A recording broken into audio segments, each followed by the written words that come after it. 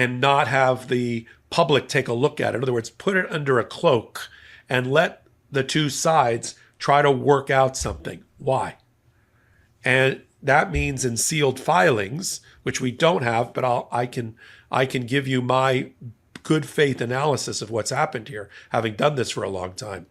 In sealed filings, meaning we don't see it, but the judge did, they told her something that convinced her that everybody was working in good faith towards something, and therefore she took off the pressure of her discovery order. But more to the point, her requirement that she did to police this case of daily updates to be filed by the Trump administration. Now, we've seen those daily updates. They all suck.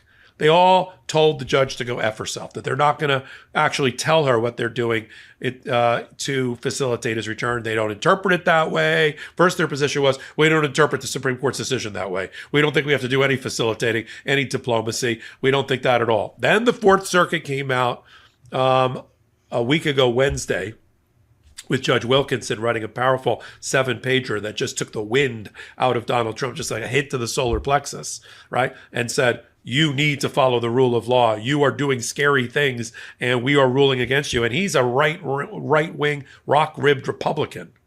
So that was followed. That was the punch, and the knockout punch was the 1 a.m. ruling by the United States Supreme Court against them in another case, but on a related issue, telling them, stop sending people to El Salvador. This is the Supreme Court now, 7-2, without us getting a handle on whether you've given proper notice or due process. So that 1-2 punch. Then we have a few days later, I do a hot take on it. This filing, it's in the discovery. It was a request for information, a request for interrogatory request, which is a question or answer under oath in writing, in which the Trump administration declared that after the Fourth Circuit ruled, and I'm sure the Supreme Court, they have now changed their tactic, and they've opened up a diplomatic dialogue to try to get Abrego Garcia back. Okay. Now you follow up with that, 2 sealed filings, and the judge looking at them and going, yeah, I'll give you another week. Here's what I think's going on. I think the Trump administration is working around the clock to try to use its diplomatic methods to cancel that contract, at least as it relates to Abrego Garcia, and get him out from his jailers in El Salvador, back on a plane to bring him back to the United States and Maryland for due process and notice as required by the Supreme Court. And they've convinced the judge that prying eyes here are not going to help.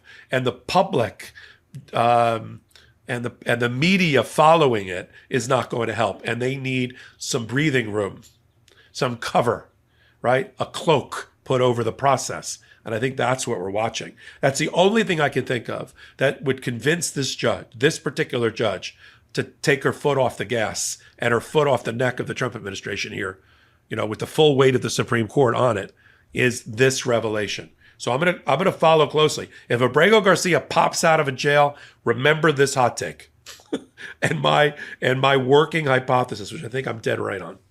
And if not, I'll come back and tell you I wasn't right and they were working on something else. But I do think this is what's happening, and trying to piece all this together.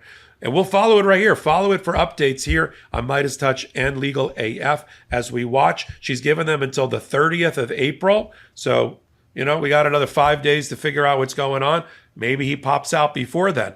In another hot take, I tell you that those same 2 rulings against the Trump administration are now being used by the American Civil Liberties Union, back with Judge Boasberg in D.C. court, leaving Maryland for a minute, to try to argue that they have the right to bring a class action habeas corpus petition to bring these 137 people. Remember those poor 137 people that got sent in the middle of the night and landed in El Salvador, not named Abrego Garcia? Get them back under the same new Supreme Court precedent, right? That Trump has to facilitate the release of these people, same language also.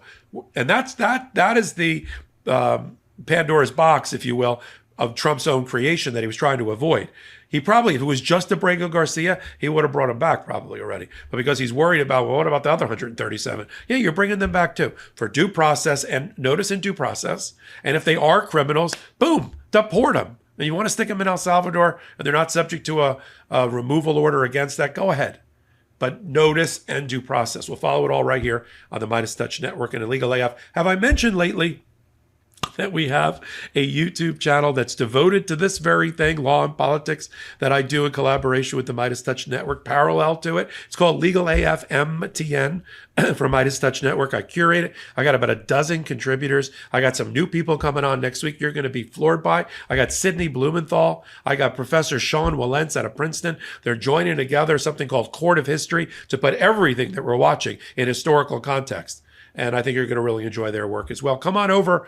The bigger we get there, the more content, the more contributors, the more points of view that I can bolt on and add on. And that's all because of you, as a testament to you. And of course, Legal AF, the podcast, Wednesdays and Saturdays at 8 p.m. Eastern Time here on the Midas Touch Network. And then you pick us up on all audio podcast platforms. So until my next Legal AF contribution, I'm Michael Popak.